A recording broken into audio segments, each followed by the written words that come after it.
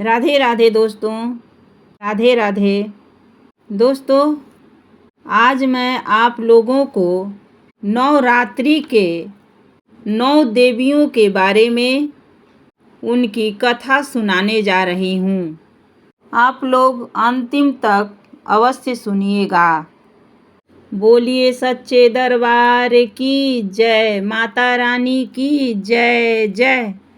जय माता जी भक्तों। आज मैं माँ दुर्गा के 9 स्वरूपों में से प्रथम स्वरूप माँ शैलपुत्री की कथा सुनाने जा रही हूँ। माँ दुर्गा जी पहले स्वरूप में शैलपुत्री के नाम से जानी जाती हैं। यह 9 दुर्गाओं में प्रथम दुर्गा हैं। यह पर्वतराज हिमालय के घर में पुत्री का उत्पन्न होने के कारण इनका नाम शैलपुत्री पड़ा। नवरात्र के प्रथम दिन इनकी पूजा की जाती है। इनका वाहन वृषभ है, इसलिए यह देवी वृषभरूढ़ा के नाम से जानी जाती है। इस देवी ने दाएं हाथ में त्रिशूल धारण कर रखा है और बाएं हाथ में कमल सुशोभित है। यह सती के नाम से भी जानी जाती हैं।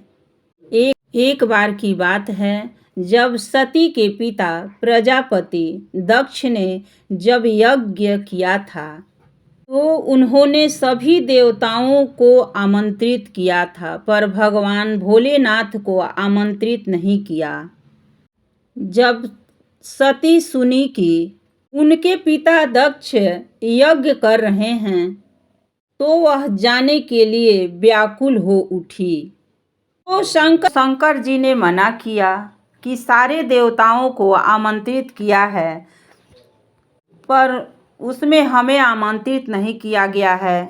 पर जैसे कि माना जाता है कि जहाँ निमंत्रण ना हो वहाँ जाना नहीं चाहिए, अर्थात बिन बुलाए कभी किसी के यहाँ नहीं जाना चाहिए। इसलिए ऐसे में वहाँ जाना उचित नहीं था। परंतु जब सती संतुष्ट ना हुई तो सती का व्याकुलता देखकर शंकर जी ने अंत में जाने की अनुमति दे दिया। जब शंकर जी ने अनुमति दे दिए तो सती चली गई। जब सती घर पहुंची तब सिर्फ माँ ने ही उन्हें स्नेह से देखी और गले से लगाकर उन्हें प्यार से देखी। पर बहनों के बातों पर केवल उपहास था और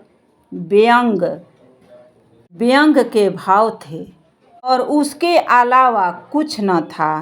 भगवान शंकर के पति तिरस्कार का भाव था। पिता दक्ष ने भी उनके प्रति अपमानजनक वचन कहे। इससे सती को बहुत बड़ा क्लेश था। तो सती ने अपने पति के अपमान सह न सकी और योग अग्नि द्वारा अपने आप को भस्म कर दिया। तो भक्तों, 9 स्वरूपों में माँ दुर्गा की ब्रह्मचारिणी की दूसरी स्वरूप है। ब्रह्मचारिणी का अर्थ है तपस्या और चालिनी, यानी आचरण करने वाली। ब्रह्मचारिणी का अर्थ हुआ आचरण करने वाली। भगवान शंकर को पति स्वरूप में प्राप्त करने के लिए घोर तपस्या की। वह कठिन तपस्या की थी। इस तपस्या के कारण देवी को तपस्या की देवी अर्थात ब्रह्मचारिणी के नाम से अनुग्रहित किया जाता है।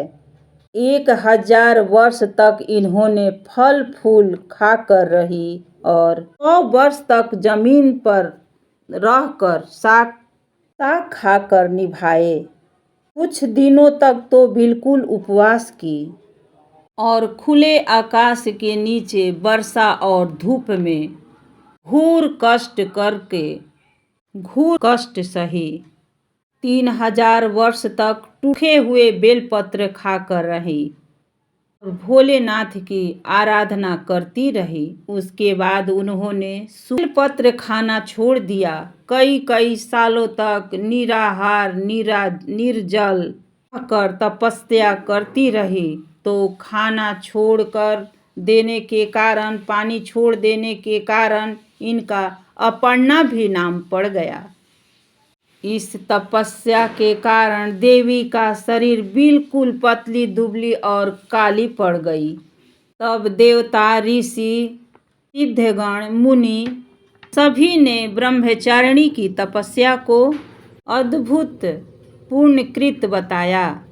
उन्हें सराहना किया कि उन्होंने बताया कि ऐसी तपस्या दुनिया में किसी ने नहीं की है, ना करेगी, और तुम्हारी मनोकामना पूर्ण होगी और तुम्हें चंद्रमौली शिव जी तुम्हें पति के स्वरूप में प्राप्त होंगे। अब तपस्या छोड़कर घर लौट जाओ। जल्दी तुम्हारे पिता तुम्हें बुलाने आ रहे हैं। माँ दुर्गा के 9 स्वरूपों में एक रूप चंद्रघंटा है। माँ दुर्गा की तीसरी शक्ति का नाम चंद्रघंटा है। नवरात्रि उपासना में तीसरे दिन की पूजा का अत्यधिक महत्व है और इस दिन इन्हीं के पूजन आराधना किया जाता है। इस दिन साधक का मन मणिपूर्ण चक्र में प्रविष्ट होता है। इसलिए इस देवी की कृपा से साधक को अलौकिक वस्तुओं का दर्शन करते हैं। साधक दिव्य सुगम दिया, दिव्य सुगंधित का अनुभव होता है और कई तरह के ध्वनियों का आवाज सुनाई देने लगता है। देवी का यह स्वरूप शांतिदायक और कल्याणकारी माना जाता है। इसलिए माना जाता है साधक पवित्र विग्रह को ध्यान में रखकर साधना करना चाहिए।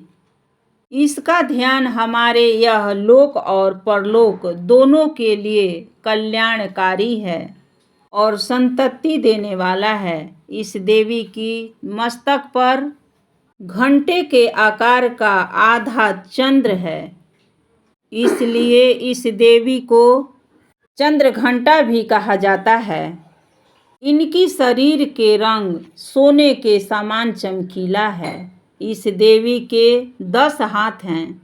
यह अनेक खड्ग और अन्य शस्त्र से अनुग्रहित हैं। सिंह पर सवार यह देवी की मुद्रा मुग्ध रूप के लिए उपयुक्त हैं। इनके भयानक घंटी सुन से सभी दानव, दैत्य, राक्षस कांपने लगते हैं। नवरात्रि में इस देवी की तीसरे दिन की पूजा बहुत ही महत्व है।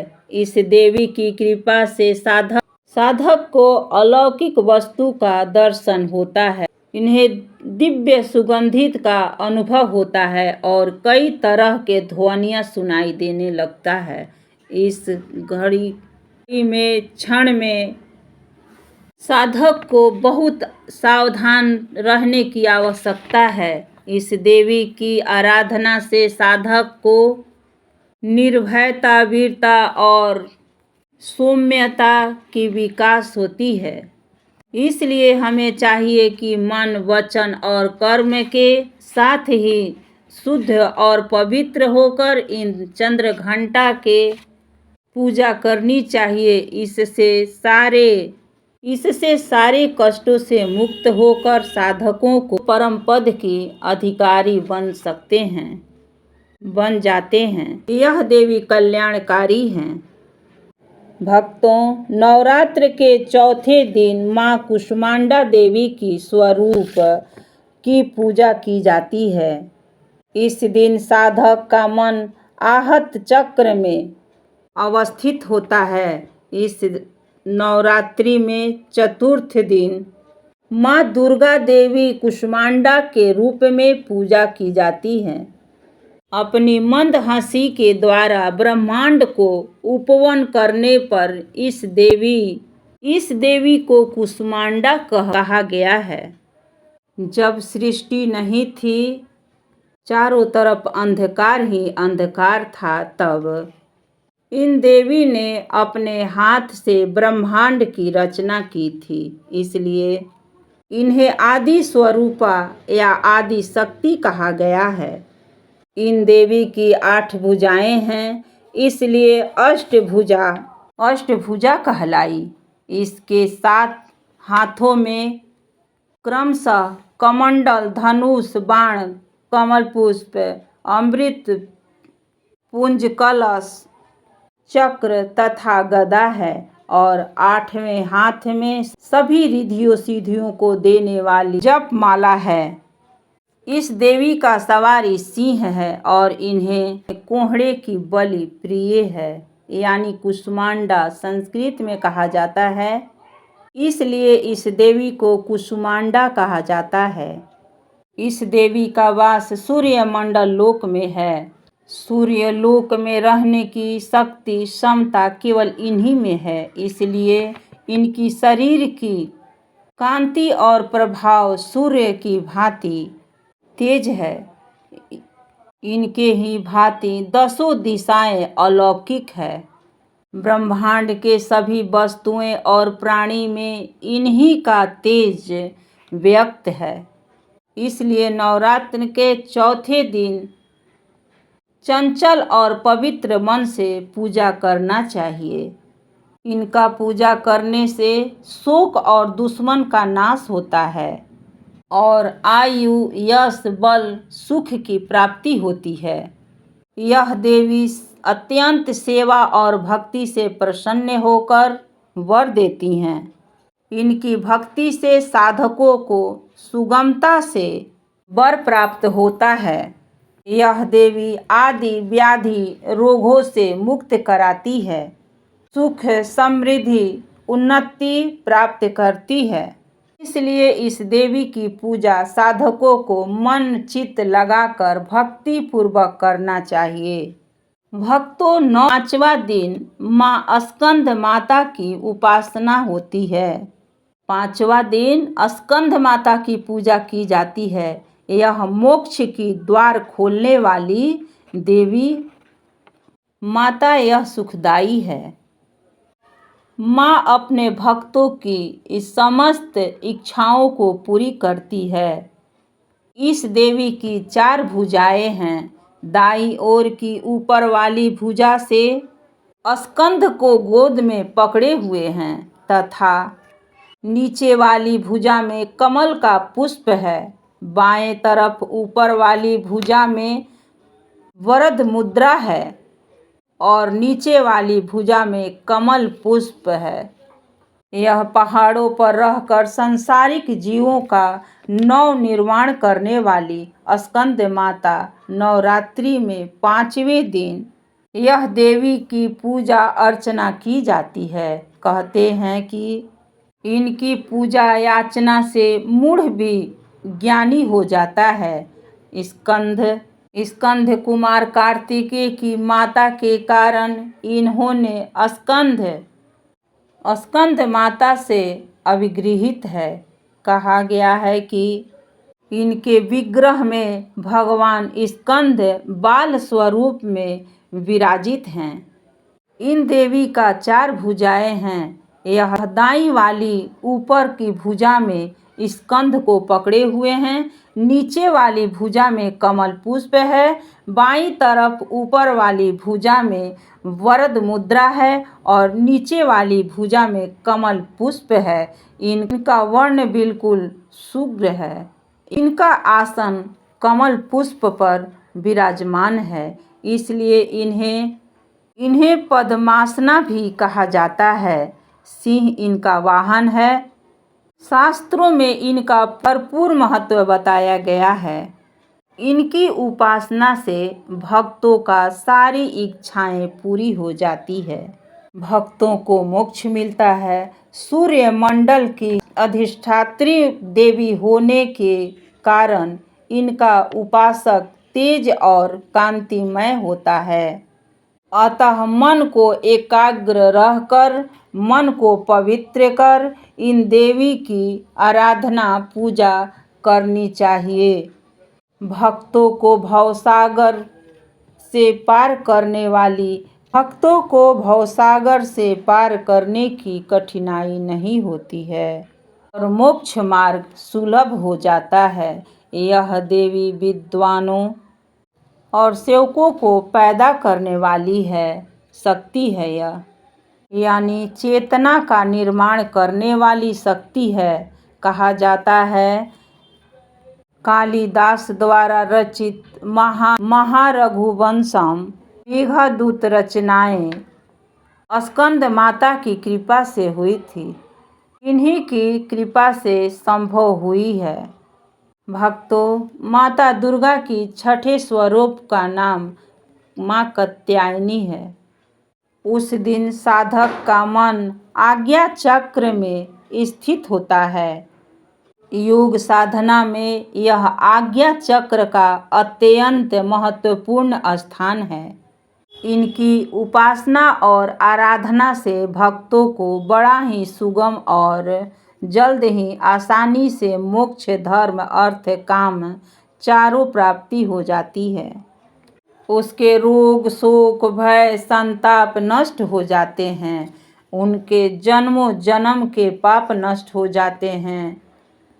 कार्तिक गोत्र में विश्व परिषद महर्षि कात्यायन ने भगवती परम्बा की उपासना की, कठिन तपस्या की।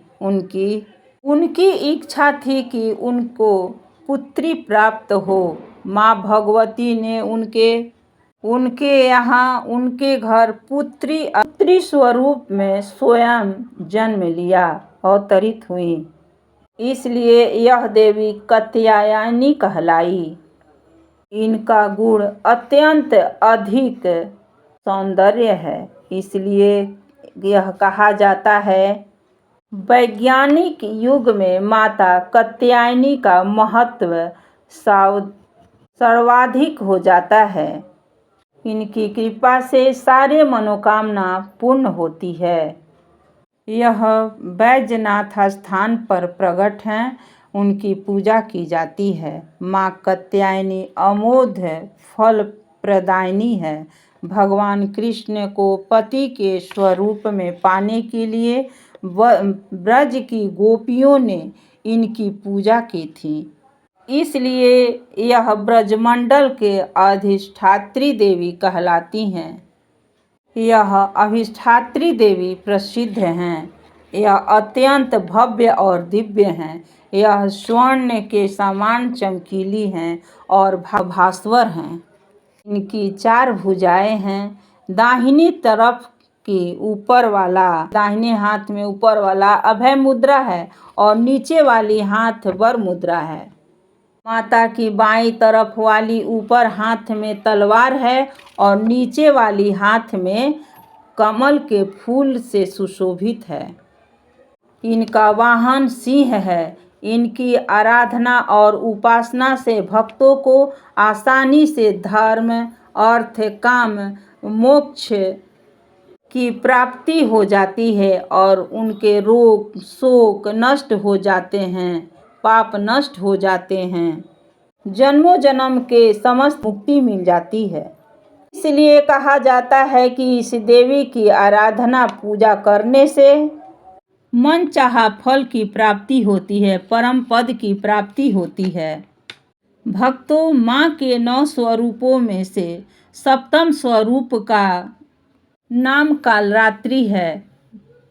नवरात्रि के 7वें दिन माँ कालरात्रि का विधान है। इसलिए साधक का मन सहस्त्रास्त्र चक्र में स्थित रहता है। इसलिए इसके लिए ब्रह्मांड के सारे सिद्धियों के द्वार खुलने लगता है।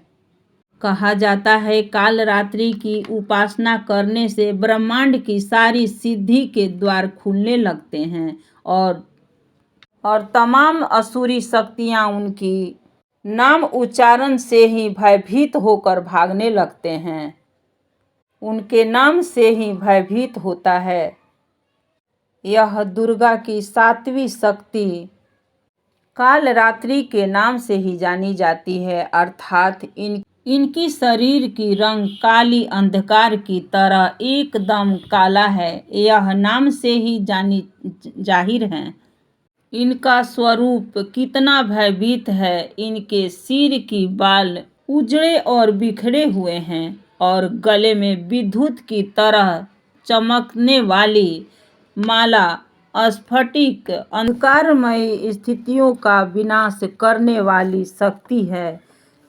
कालरात्रि का भी रक्षा करने वाली कालरात्रि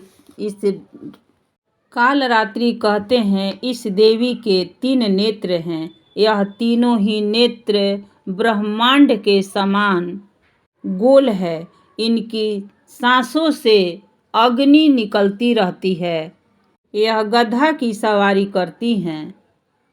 इनकी दाहिने हाथ में वर मुद्रा है, भक्तों को वर देती है। नीचे वाली हाथ अभय मुद्रा है, यानी भक्तों हरदम निडर और बिना भय का रहो। बाईं ओर ऊपर उभे का कांटा तथा नीचे वाली हाथ में खड्ग है। इनका रूप भले ही काला भयंकर हो, लेकिन यह सदा हर समय शुभ फल देने वाली है माँ है। इसलिए यह सुमुद्री कहलाती है। इसलिए इसके भक्त को किसी भी प्रकार की भयभीत या आतंकित होने का कतई नहीं है। इनके साक्षात्कार से भक्त पुण्य का भागी बनता है।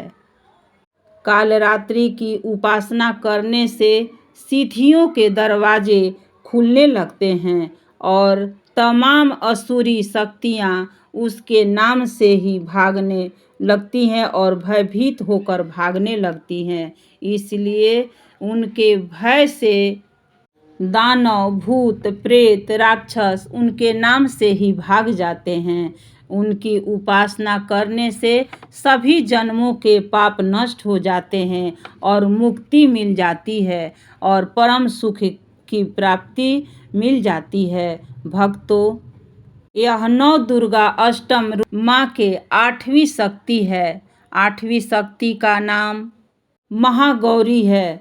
महागौरी दुर्गा की पूजा 8वें दिन की पूजा की जाती है।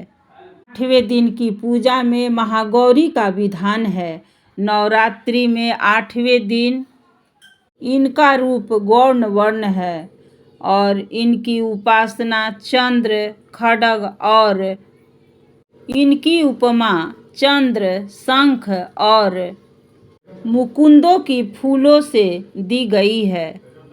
इनकी आयु 8 साल की मानी गई है। इनकी वस्त्र आभूषण सफ़ेद है, इसलिए इन्हें श्वेतांबर धरा भी कहा गया है।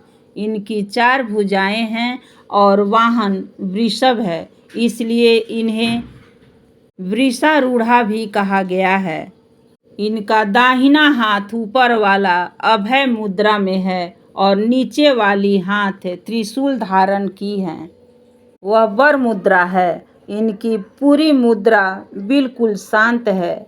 पति रूप में शिव को प्राप्त करने वाली महागौरी ने कठोर तपस्या की हुई थी, इसी कारण इनका शरीर काला पड़ गया था। लेकिन इनकी तपस्या से शिव जी प्रसन्न होकर इन्हें शरीर को गंगाजल से धोकर सुंदर कांतिमय बना दिए।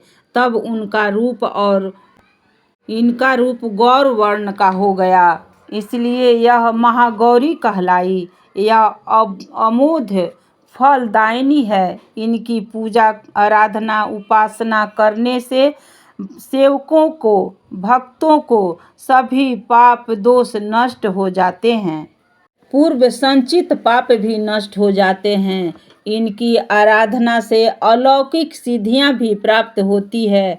कहा जाता है कि जहाँ माँ गौरी तपस्या कर रही थी, वहाँ एक भूखा शेर आ गया।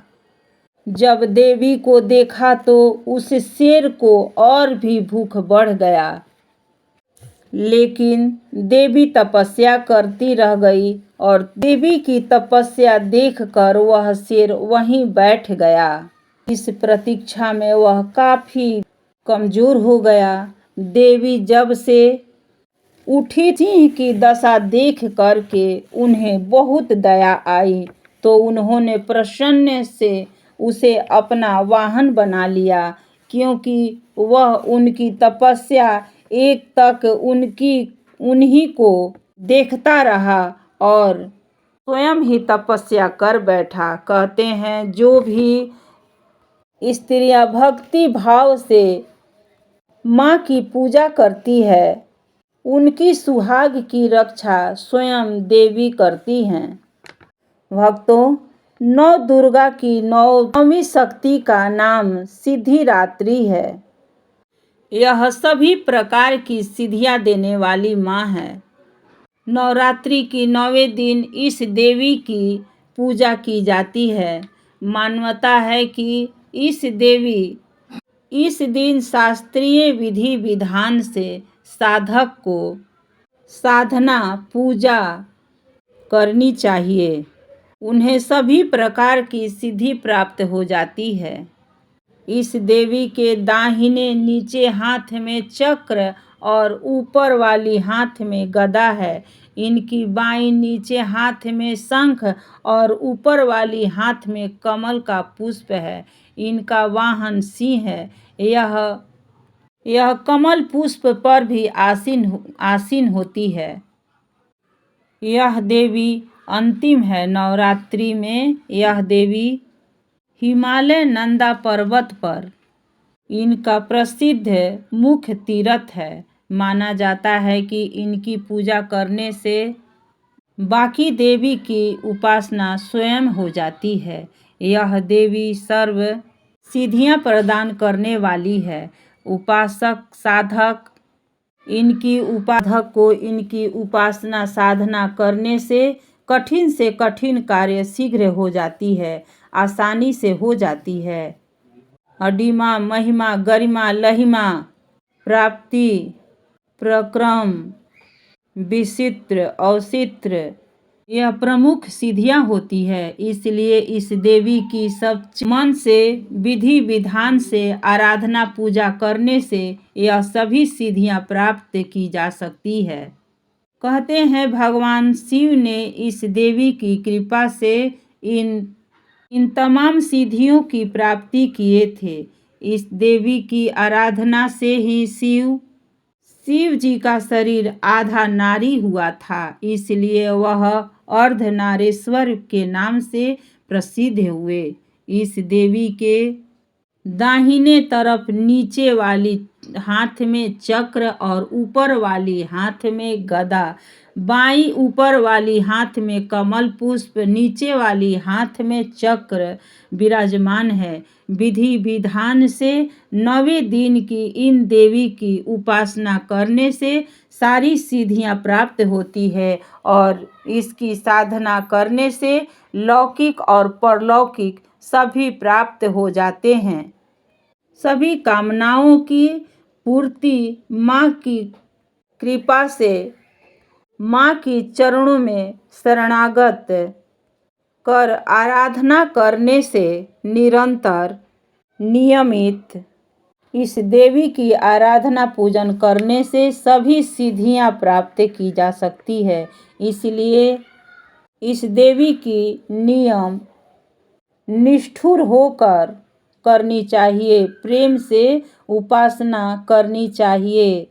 इन देवी की पूजा करने से साधक हमें इन संसार की आवश्यकता की बोध कराती हैं, अमृत प्रतीक की ओर ले जाती हैं, हमें अनेकों तरह की सिद्धियां प्राप्त कराती हैं, सुखों की प्राप्ति कराती हैं। इसलिए भक्तों को 9 दिन आराधना करनी चाहिए।